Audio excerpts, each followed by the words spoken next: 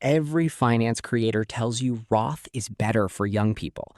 You're in a low tax bracket now, so pay the tax today while it's cheap. It sounds smart. It's also missing half the picture. And once you see the full math, you'll know exactly which one wins for you. Same starting point. Julian and Olivia. Same $70,000 salary, same age, same year they started working. Both have $500 a month of pre-tax income they're willing to put toward retirement. Both are in the 22% tax bracket right now. Julian puts his full $500 into a traditional 401k, pre-tax. No tax paid today. It grows completely tax-deferred, and Julian will pay income tax on it when he withdraws it in retirement. Olivia puts her money into a Roth IRA instead. But here's the part people skip. Roth contributions are after tax. Olivia doesn't actually get to invest the full $500. The government takes its 22% cut first. So out of that same $500 of pre-tax income, Olivia can only contribute $390 to a Roth. The other $110 goes to taxes, right now, today. That's the real starting difference. Julian invests the full amount. Olivia invests a smaller amount, but never owes tax on it again. 30 years of growth? Both accounts grow the same way. Index funds, averaging 7% a year, the long-run historical average for the stock market. After 30 years of contributing every month, Julian's traditional 401k grows to about $609,850. Olivia's Roth IRA, starting from that smaller $390 monthly contribution, grows to about $475,700. If you stopped the story right here, you'd think Julian clearly won. His account is $134,000 bigger. But that comparison is like comparing your paycheck before taxes to your neighbor's paycheck after taxes and declaring yourself richer.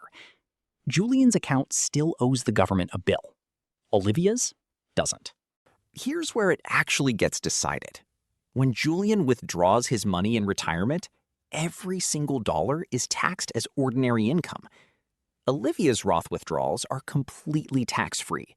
She already paid her share up front, all those years ago. So the real question isn't whose account is bigger. It's what tax rate applies when the money actually comes out. Let's say Julian retires, and based on his retirement income from Social Security, pensions, and required withdrawals, he lands in a 12% tax bracket, lower than the 22% bracket he was in while working. That's a common pattern. Many people earn less in retirement than during their working years, which pushes them into a lower bracket. Julian's $609,850, taxed at 12%, leaves him with about $536,700 after tax. Olivia's $475,700 was already after tax. She keeps every dollar, $475,700. In this scenario, Julian wins by about $61,000, not because traditional is inherently better, but because his tax rate dropped from 22% while working down to 12% in retirement. He paid tax on his contributions at a discount. But watch what happens if the tax rate flips. Now imagine the opposite situation.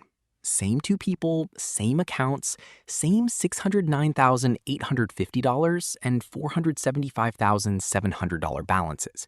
But this time, Julian ends up in a higher tax bracket in retirement.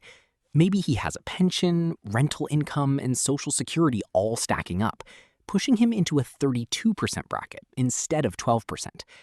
Julian's $609,850, taxed at 32% this time, leaves him with about $414,700. Olivia's Roth is still completely tax-free, still $475,700. Now Olivia wins by that exact same $61,000 gap, just flipped in her direction. Notice something important here. The actual investment performance never changed. The contribution amounts never changed. The only thing that determined the winner was whether Julian's tax rate went up or down between his working years and his retirement years. Why this isn't random? It's the whole point. Think of it like paying a toll on a road. Traditional 401k contributions let you skip the toll on the way in. You drive in free, pay income tax later when you exit. Roth contributions make you pay the toll up front, but the exit is completely free. If the toll price drops by the time you leave, meaning your tax rate is lower in retirement, you're glad you waited to pay it. If the toll price goes up, you wish you'd paid it early while it was cheap. Nobody can perfectly predict which direction their personal tax rate will move 20 or 30 years from now. That's genuinely the hardest part of this decision. Not the math, but the forecast.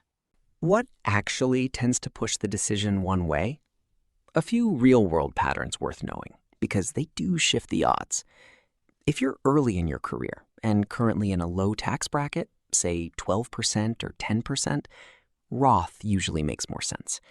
You're paying the toll while it's already cheap. There's not much room for it to drop further, but plenty of room for your income and tax bracket to rise later. If you're in your peak earning years, in a high bracket like 32% or 35%, traditional often makes more sense. You're getting a bigger tax deduction today, when that deduction is worth the most, on the bet that your retirement income and tax rate will be lower once you're not earning a full-time salary. There's also a factor nobody controls: future tax law. Tax brackets themselves can change nationally, regardless of your personal income. If tax rates rise across the board in the future, Roth becomes more valuable for everyone, regardless of income level, because you locked in today's rates. The middle ground strategy most people never consider. Here's something worth knowing. It doesn't have to be all one or the other. Many people split contributions between traditional and Roth accounts, hedging against not knowing which way their future tax rate will move. It's the same logic as not putting all your money in one stock.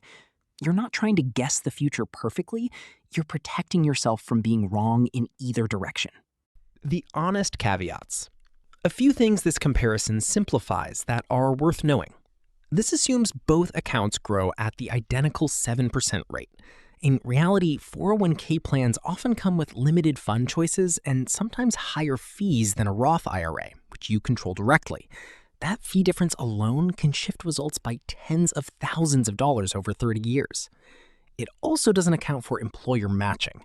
Many 401k plans include a match, which is essentially free money and can make traditional the better choice almost automatically regardless of tax bracket, simply because you shouldn't leave a match on the table.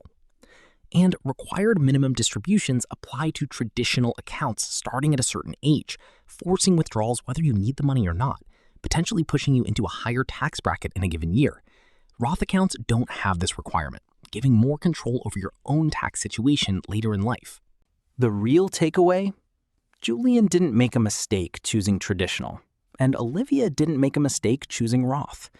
They made a bet on the direction of their own future tax rate. And in each scenario, whoever guessed correctly came out about $61,000 ahead. The real lesson isn't always choose Roth or always choose traditional. It's this: the only number that actually decides the winner is the gap between your tax rate today and your tax rate when you withdraw. Everything else, the account type, the 10,000 YouTube videos telling you which one is better, is secondary to that one comparison. If you genuinely don't know which way your tax rate will move, splitting your contributions isn't a cop-out. It's the mathematically honest answer to a question nobody can perfectly predict.